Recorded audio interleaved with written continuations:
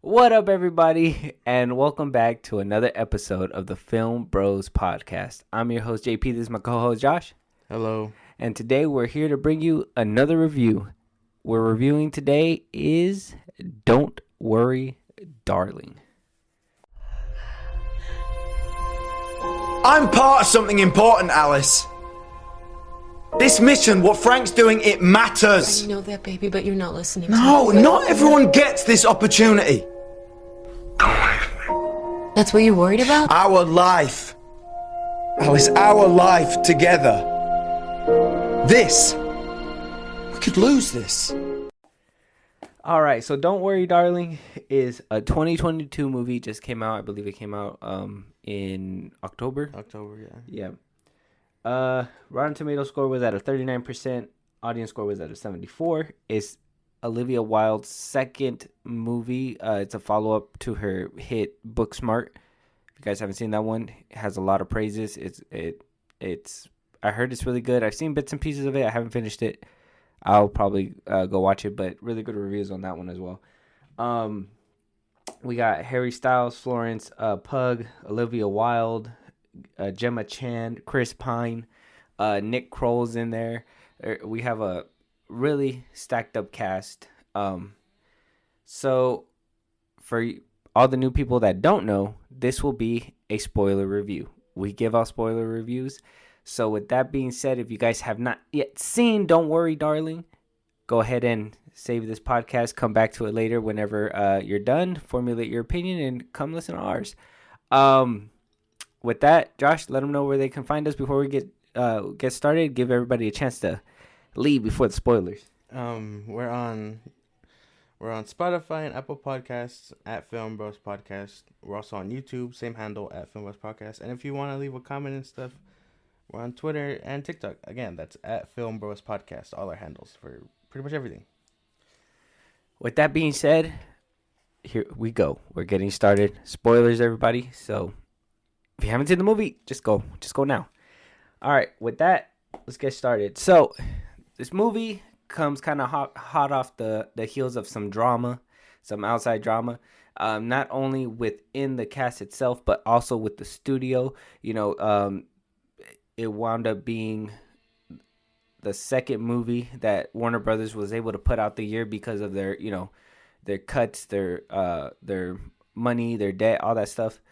And then we had the drama off screen with Shia LaBeouf, Harry Styles, Florence Pugh, Chris Pine. We got Harry Styles spitting on Chris Pine allegedly at the staircase, not the staircase, at the premiere.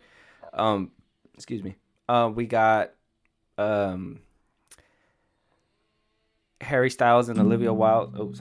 Harry Styles and Olivia Wilde were dating. Apparently there was some tension between Harry Styles and Florence, and with Olivia Wilde, and then Shia LaBeouf was supposed to be the star of the movie, but supposedly got fired, but got a video from Olivia Wilde saying to stay on if Florence was. I don't know. It was just wrapped up in drama. I think that was a big reason why I was reluctant to see it. And then when all the critic scores were coming out for Rotten Tomato and different reviews, they spoke highly about certain things, but overall they said the drama really affected the movie, and I believe it did. So that's why it took me a while.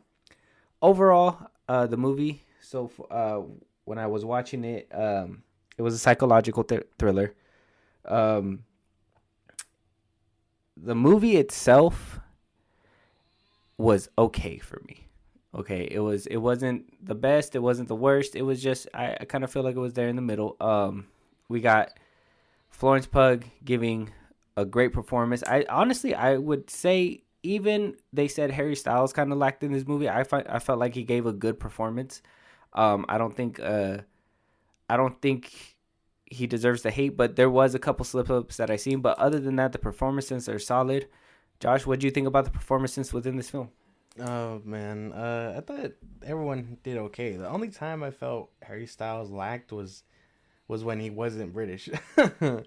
You know what I mean? Like, outside the world, I guess. The little Yeah, that's where it kind of... simulation. Yeah, it seemed like he was working a little bit extra for that one. Yeah, he was struggling to be American. But I mean, everyone else did their thing, like Chris Pine and Olivia Wilde, Florence Pugh. I had no idea that that their drama was pretty much about that because Harry Styles and Olivia Wilde were together.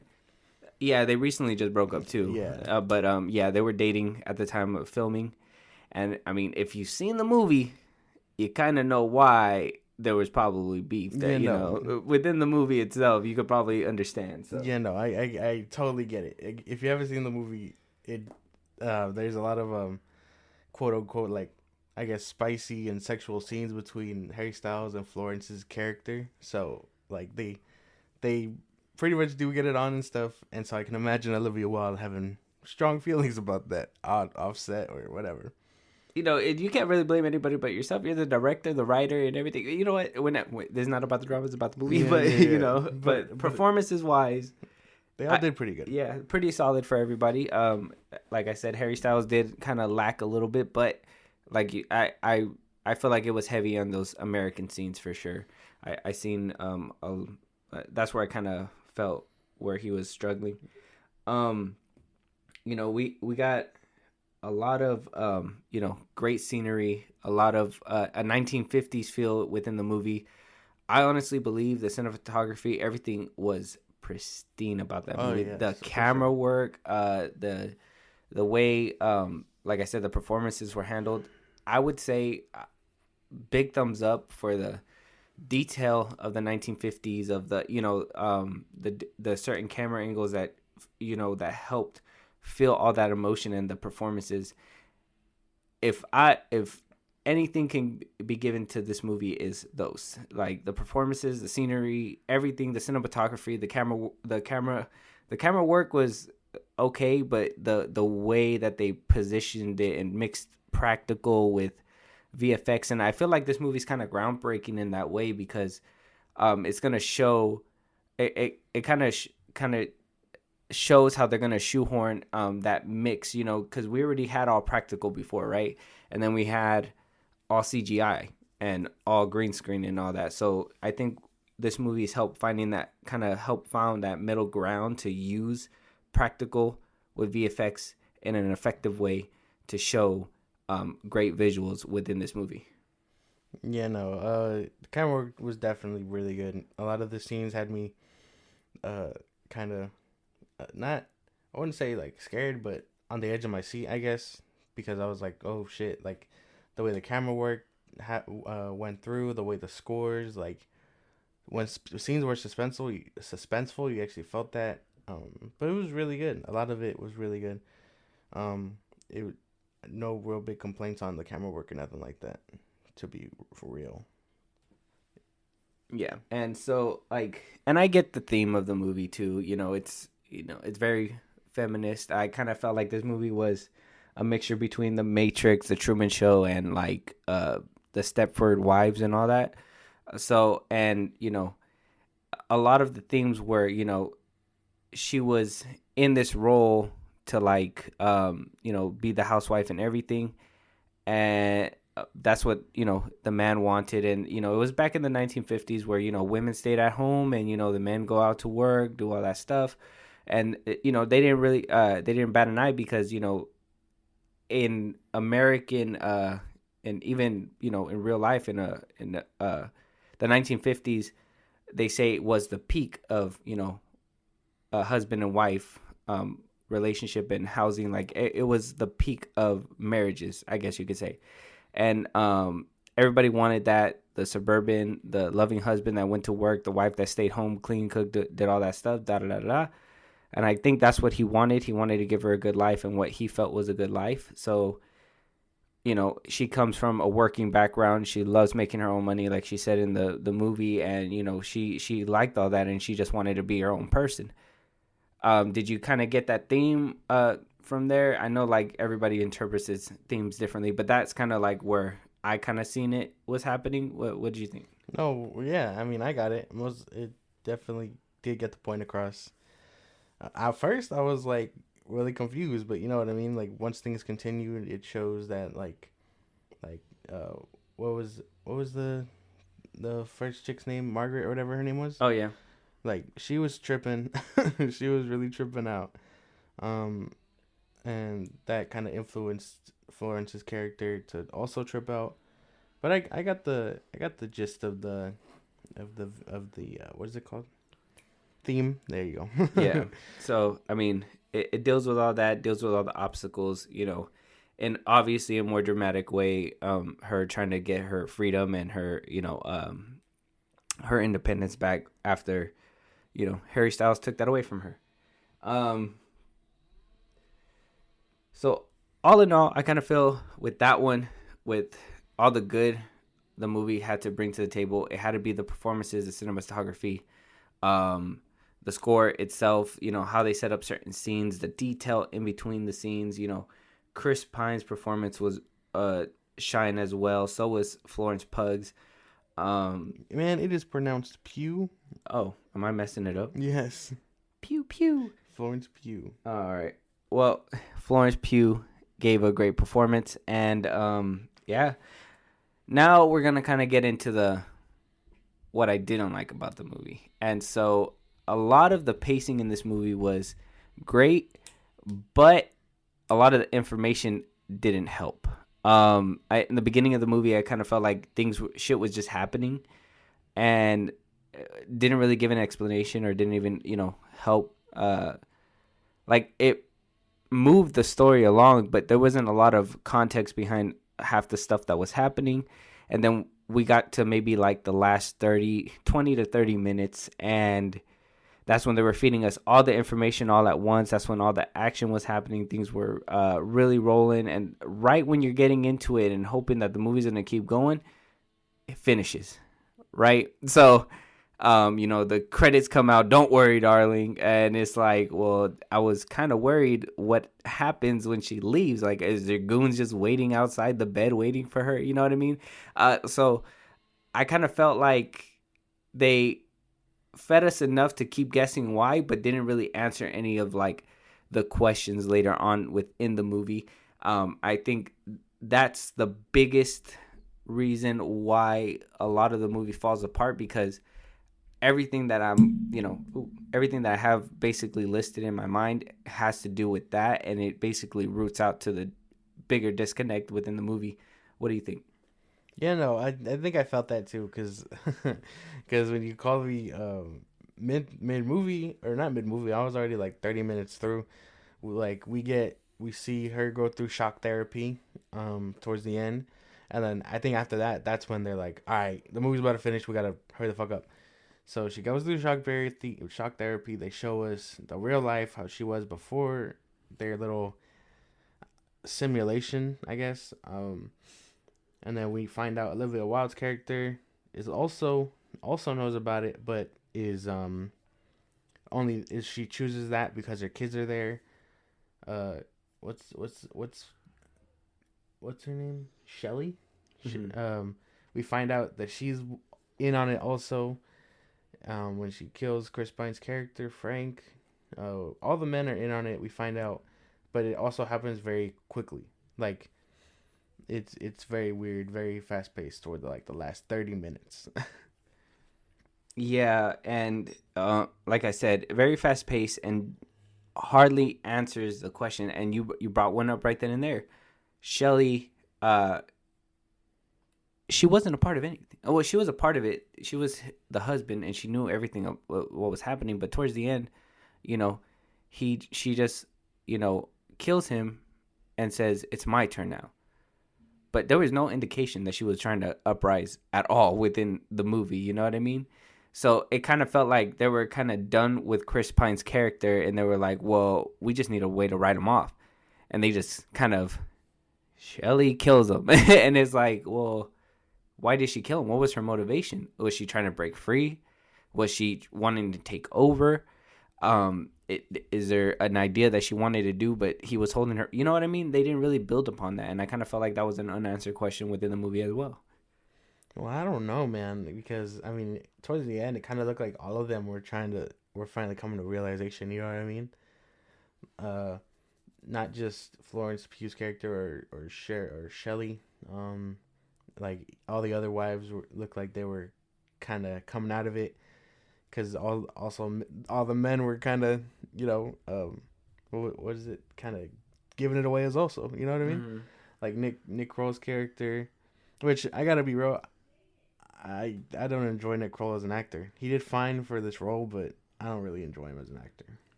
Yeah, his voice is very distinct, and every time I heard him, like I just hear that one character from that one show that's all over the place. Big Mouth. Yeah, that one. Yeah, and I just hear him there, and like it kind of threw to. Now that you bring that up, like it literally did kind of throw me off in the movie a little bit because I was just like, hey, it's that dude from that one show that I hear all over fucking TikTok and Twitter and all that. He like.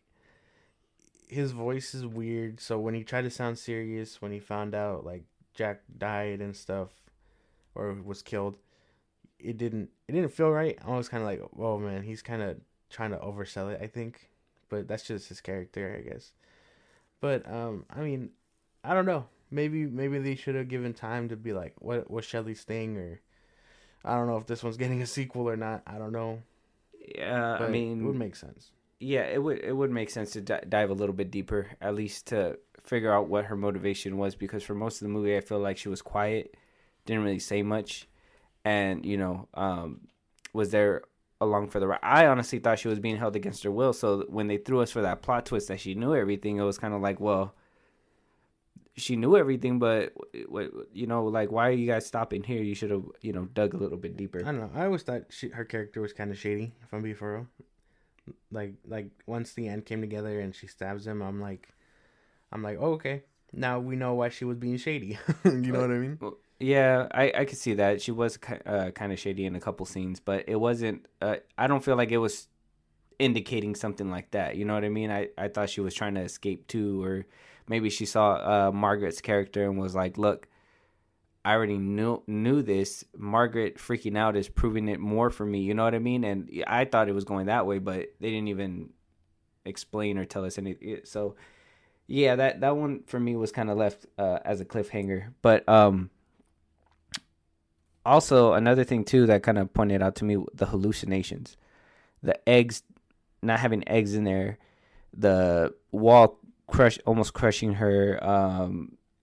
The wrapping the head in saran wrap. Honestly, it didn't make any sense to me. I didn't really understand why they put those scenes in there. Besides me thinking maybe they wanted it just for the trailer for shock value, to put it in the trailer and make people be like, well, what the hell? But I didn't really see any use for those scenes within the movie, especially if it's a simulation. Was it glitching? Was she when all that was happening, it was leading me to believe that this is a scary movie. There was something haunting her within the home or something like that. You know what I mean? Making her freak out, giving her hallucinations, stuff like that. But it wound up being this simulation that she's in and all that. But did all that even matter? And then when she was crushing the eggs, it led me to think too, okay, well, if they're in the simulation, are they getting nourishment from the food that they're eating within there? Or is he having to feed her and stuff? You know what I mean? Like, but mostly on the hallucinations part, like they didn't really make sense for me within the simulation unless they were just glitches or something. But I would have thought they would have panned back and been like, oh no, the eggs are there, or you know what I mean, and stuff like that to make her look crazy. But they just kept pushing the movie forward, I think the glitches were just part of her psyche breaking and glitching out for her. You know what I mean? Like the scene, the best scene I can recall is the scene where she sees Margaret like smashing her face on the window or mirror, whatever.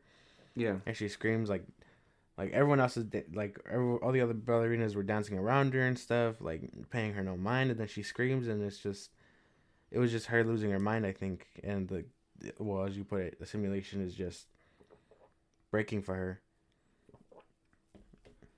Yeah, I mean, but I mean, maybe that's just me, but I couldn't really see the big deal and why they needed to put those within the movie. Maybe it was, I mean, that could be a good reason why, but it didn't really explain that in the movie. So, I mean, like you said, it could be that, but I mean, if you're leaving a lot of these questions up to interpretation, you're not giving anybody any answers. And to me, that has to be accountability for the director for not putting in those answers within the movie. You know what I mean? A couple plot holes I kind of get, kind of like how when we talked about The Barbarian, and there was like maybe a couple there were unanswered questions, and you could probably speculate. But this one, oh, by the way, we did a Barbarian review. If you guys want to go check that out, go check it out on YouTube. But in this one, that a lot of the questions were unanswered, and I feel like that one was also an unanswered question within the movie. But another thing too, like I was saying, the whole eating and drinking. So we know that he leaves to go work outside of the simulation every day, right? That's his job. So does he feed her when he's out there? Does he take care of her? Like, it seems like they were struggling and everything in the movie, but wouldn't it be worse if you have to, like, wake up every morning, take care of your wife, stretch out her legs, do all these things, because she's laying down in bed in a simulation. So he would have to leave. And he didn't have a job before. So is he working directly with Victory, the corporation that's in there? You know what I'm saying? That all those questions that were just left up in the air. Well, no, man. They said when he was signing up for it towards the end, where they were like, "You are responsible for the nourishment of your wife or whatever," and then he feeds her the little water droplets. So I'd imagine he was feeding her, and she was tied up to IV and stuff too. So I think she was getting like water and her nutrients and stuff, but Outside the movie, correct? yeah, outside of the simulation. The simulation, yes. Yeah, so I think well, that was well answered. I don't know. I don't know. I thought that was pretty clear. So the eye drops she gets nutrients from? Well, no, it wasn't just the eye drops, but it was when he feeds her, what do you call it, water, when he like dumps like the water in like her mouth and stuff to like moisturize it and stuff. And she was also hooked up to IV, so she was getting nutrients and water and stuff through whatever she was hooked up to. So she what? So he basically had it good, or they were basically struggling, and so he would leave every single day. He would rather be in a simulation where he'd leave every single day and feed her and do all that stuff. Okay, I guess. Yeah. So I mean, if it answered it, I probably missed it, but I just didn't. I don't feel like they went into enough detail to have gathered all that. Like, yeah, he is giving her the nourishment and all that stuff, or is it somebody else taking care of her? You know what I'm saying? Like, it's, I don't know, still an unanswered question for me. Maybe I got to do a rewatch, but yeah, that one was kind of weird for me.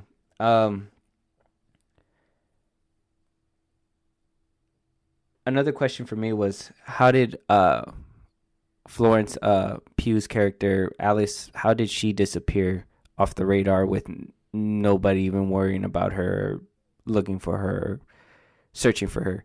She had a job. She was working as a nurse. She looked like, people knew her, and she just falls off the face of the earth, and nobody bothers to look for her. She's not found.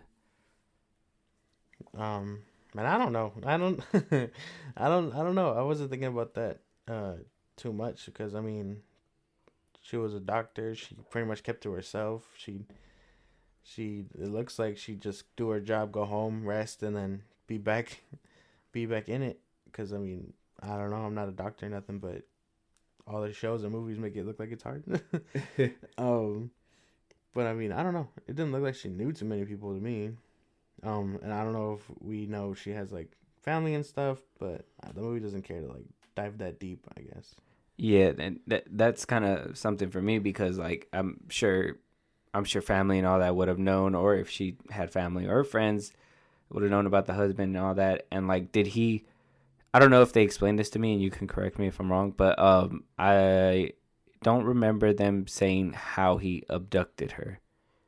Like, was she sleeping? Did he drug her? Something like that. You know what I mean? Like, how did he get her to the place where she needed to be? He probably got her while she was sleeping. I mean... No, but they didn't show it within the movie, correct? No, but I would imagine, what do you call it? He saw she was tired and stuff and tried to give her a better life with the simulation thing, and like he was saying in the movie, that it looked like she was happy. So, I mean, he probably got her when she was asleep, I'd imagine. Yeah, yeah, no. So it didn't show in the movie, and to me, like I said, this has to go to the accountability of the director. You can't put out a movie and not have answers to these questions that you're popping up within your movie. We expect them to be, answered, or at least a little hinted at, so you can have a more definitive answer. But that's all up into interpretation. Yeah, you can use imagination, do all that stuff, but at one point, was it this or was it that? You know what I'm saying? Like, you can imagine both scenarios, but which scenario was it? You know what I'm saying? And that leads me to my next thing that within the movie that wasn't answered. How did the simulation work? How is it that everybody's coexisting within the same simulation? How is it, that there's one door? How is it that there's no guard by the door? I mean, where anybody could walk up. How, you know what I mean? Like, why does it look like they're in some empty warehouse space? They didn't really dive deeper within the simulation within the movie, and that's something that I would have genuinely, like, if everything else wasn't answered and that was answered for me, I would have maybe gave it a leg up or a point or something. But they didn't even let us know how that own simulation worked. Well, we know the man ran it, and it ran like a normal 50s thing. What do you mean? How did it work, though? What do you mean, how did it work? How were they able to put the same minds in one simulation? How did one story not affect the other person's story, not affect the other person's story within that simulation, and still able to repeat itself? And then, like, her hallucinations, would everybody get hallucinations and glitches when things would mess up? Like, they didn't dive deeper within the simulation on what the other women were feeling, how it worked with the other women, how did it work with her? You know what I mean? They didn't explain the simulation too deep. We knew the men ran it. We knew the men left the simulation every so often, but the simulation itself was not explained within the movie. Man, I don't know. I have no idea what you mean, man. The other women, well, Florence Pugh's character brings it up. They're all fed different information, whether they're from Chicago or wherever and stuff. It's not till someone like Pugh's character puts it all together where she's like, doesn't that shit sound weird? No, I understand that point. That's not what I'm talking about. What I'm talking about is that how did the simulation work? How were they put in within the simulation? How is it that they were able to cater for everybody's specific needs within the simulation and all that extra stuff that goes within it? When they file for it, they give them all the detail. Yeah, they gave you all the detail, but how did Okay, maybe this is too advanced for you. You're not understanding what I'm telling you, but that's something for me. Don't say that. That's kind of rude. What? I want you to break it down for me. Then I'm trying to break it down, but you're not picking up when I'm dropping. Don't say it's too advanced. It's kind of rude. I'm trying to get what you're saying is that for Harry Styles' character example, when he signs up for it, and he's like, "Oh yeah, make it my wife." Make it so we're married and we'll join your simulation. It's the 50s, cool. And they cycle through that information. I don't know what you mean, man.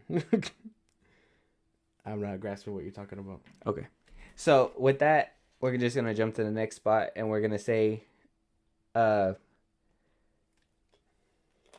lot of the questions weren't answered within this movie. Like I said, you're giving me your own interpretation within the movie and what you think happened, but at the end of the day, the movie did not give us those answers. I think that was basically all the questions I had within the movie. I don't really think that, I think all the little subplots were answered, but I feel like all the bigger gaping ones were not. This is a good way to put it.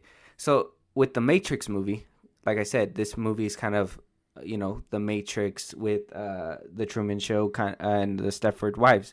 I kind of feel like they kind of took a little bit of inspiration from all those movies. So the Matrix, when they were put into the Matrix, yeah, we know how they get put in. We know how they get taken out. We know how it works. They even take it a step further and tell you within the movie, how does it work? Who's maneuvering it? Who's doing the, you know what I'm saying? Like, how is it that they're able to all be in one simulation at one time. They didn't show you the other women. They didn't show you where everybody was. They didn't show you all those extra things. So how did the simulation work? To them, what do you call it? I don't know. I just feel like we can all get that from seeing Florence's Pugh's character and how she was tied up and stuff. I don't know. All right, so I'm gonna chalk that down to they did not explain it well enough that you don't know and I don't know, because we're both not understanding. Yeah, I guess I don't know. So with that, that's basically all the downfalls. That's basically all the ups within the movie. Scale it between 1 through 10 and give me an overall summary of what you thought of the movie. Out of 10, I'd give it like a 7. What do you call it? All the acting and stuff was great. Besides pacing and stuff, I mean, that does take away from it, because I was expecting, because they were making it sound like they were coming for her and stuff, but we get that she lives and when she wakes up. So I mean, I thought it wrapped up kind of well, I guess. And then we don't even know what happened to the rest of the men or the other women, like you were saying. I don't know. I guess a 7. Not too big, not that bad either. It was enjoyable. It was a nice movie to me. So 7. You're a nice guy. I gotta give it a 5. I think it's a solid 5. I was really thinking about it as I was talking, and I weighed everything in, and I think it's a 5. It's not like I said, it's right there in the middle. It's not a great movie. It's not a bad movie. I really feel like the performances, the cinematography, I feel like just how the detail within the simulation was the 1950s. All that really carried it, and a lot of the performances carried the movie for me. Yeah, it had its pacing issues. I think editing wise, it was fine. There was a couple hiccups that I noticed within the movie, but it wasn't really too bad. But yeah, I think a big downfall was the fact that there's so many unanswered questions for me that I did not get within the movie. If they do wind up making a second one and they can connect it and go ahead and put the answers to what, the burning questions in the first one were, cool. But that's a different theory altogether. But hopefully, if Olivia Wilde wants to go on interviews and go and give us answers for it, that's cool too. But as of right now, for me, it's just a 5. There wasn't no answers within the movie. There was great performances that carried it, and yeah, I think for all the drama that happened, I don't feel like this movie was worth it. But I mean, it was okay. It did good. It did good when it shined the best, and that was when Florence Pugh was in the scene. Even Olivia Wilde's character, she actually gave a decent performance. Chris Pine really made you feel that one. So yeah, I gotta give this one a 5. Yeah, I guess I can see what you're saying. Chris Pine's character was really great. He was man. I think that's why Harry spit on him. He didn't spit on him. He didn't spit on him. He spit on that man. No, he didn't. Yeah, Chris Pine looked down and was like, he was looking shit. Nah, he didn't spit on him, man. What do you guys think? Did he spit on him? Did Harry Styles spit on him? We're just gonna bring it back. But yeah, with that being said, don't worry, darling. We got Josh's answer. It's a 7 for him. I got you said a 7? 7. A 7, and I'm putting it down as a 5. But what about you guys? What did you guys think of the movie? Have you guys seen it? Does this review help you guys? And as always, go ahead and leave us a comment. Go ahead and talk to us on Twitter. Let us know. We want to hear you guys' thoughts. And if there's any other reviews you guys want us to do, go ahead and let us know. With that, Josh, you got anything else? No. Talk to you guys later. All right, then. Late, guys. Bye.